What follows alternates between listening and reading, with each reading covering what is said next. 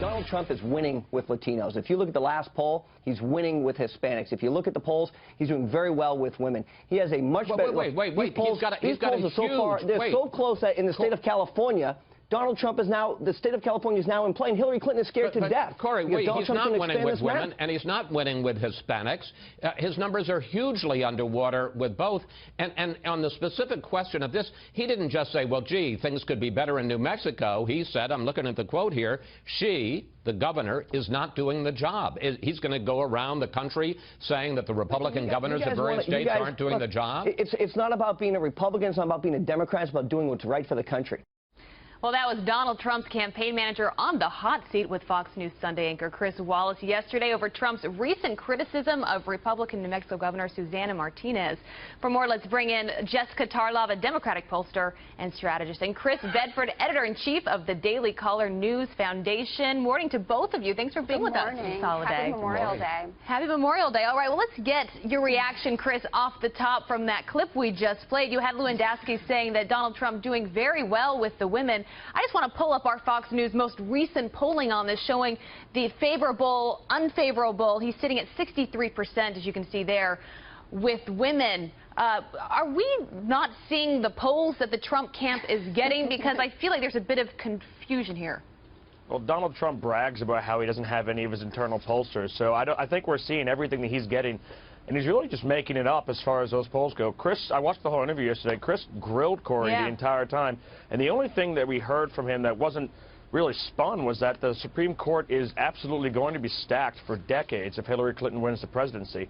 Now, attacking a fairly unknown politician is not going to cause Donald Trump a huge amount of trouble, but it's a sign of a lack of discipline that he has shown. Yes, she provoked him, but why is he going to go around the country making enemies out of people who could potentially be friends? And he needs to get that more in line if he's going to have a chance against Hillary. Well, Jessica, there was talk a few weeks ago about New Mexico Governor Susana Martinez maybe being on the short list for Donald Trump's VP. It seems like that's not going to happen now, but I have talked to a lot of women who say he should pick a woman to help him with the women vote. And I asked them, is that all it's going to take, though? You just pick a woman on your ticket and that solves the problem? No, I don't think that anything can solve the problem for Donald Trump, actually. But yes, it would be smart for him to pick a woman. And I'm sure that she was on his short list, and then she made it clear that she didn't want to be there, so he lashed out at her. You know, he lied. He said since 2000, she's done, you know, the welfare or food stamps have exploded in New Mexico. She got nominated. She got elected in 2010. You know, he'll just say whatever he feels at the moment, especially when his feelings are hurt.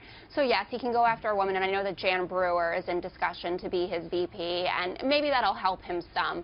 But, you know, in the latest polling, as you show, his favorability is totally underwater, but he's also losing substantially to Hillary Clinton with women, which is quite an accomplishment because she's not doing as well with women as she should be doing, especially as the first female candidate for president. So it's incredibly problematic. It's offensive. And I totally respect what Chris said there about Susana Martinez being an unknown politician, but she's actually not. You know, she's quite a crown jewel of the Republican Party, actually, as the first Latina Republican governor.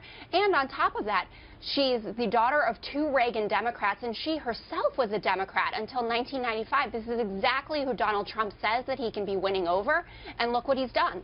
It's interesting, Chris. I mean, the polls show that Trump does have work to do with women Latinos, although he is beating Hillary Clinton nationally in the last two of our Fox polling. I want to show up the polls that we have among Latinos because, as we showed in the clip earlier, Lewandowski saying that he's winning among Latinos in the polling. Here you see 74% unfavorable. We've seen in the past elections, Chris, that he does have some work to do here. You've got to win over Latinos.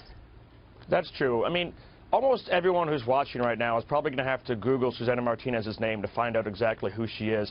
So I don't think that's going to make much of a difference here. But he is losing. But here's something that Donald Trump has really turned the Republican Party in its head with. Everybody's chasing the woman vote, forgetting that the man vote also exists. Donald Trump is killing Hillary Clinton in that. People are chasing the Latino vote, and Donald Trump is doing better than Mitt Romney did, and forgetting the white vote. And the white vote is a much, much bigger portion of the population.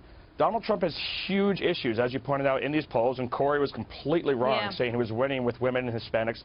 And Donald Trump will almost certainly lose the general election if he doesn't turn that around. Yeah. But don't neglect this massive base he has, which is also supporting him and has driven him to the nomination and is winning in polls. And there's a long way to go here, but we thank you guys for being with us today. Jessica Tarlov, Chris Bedford, have a good day.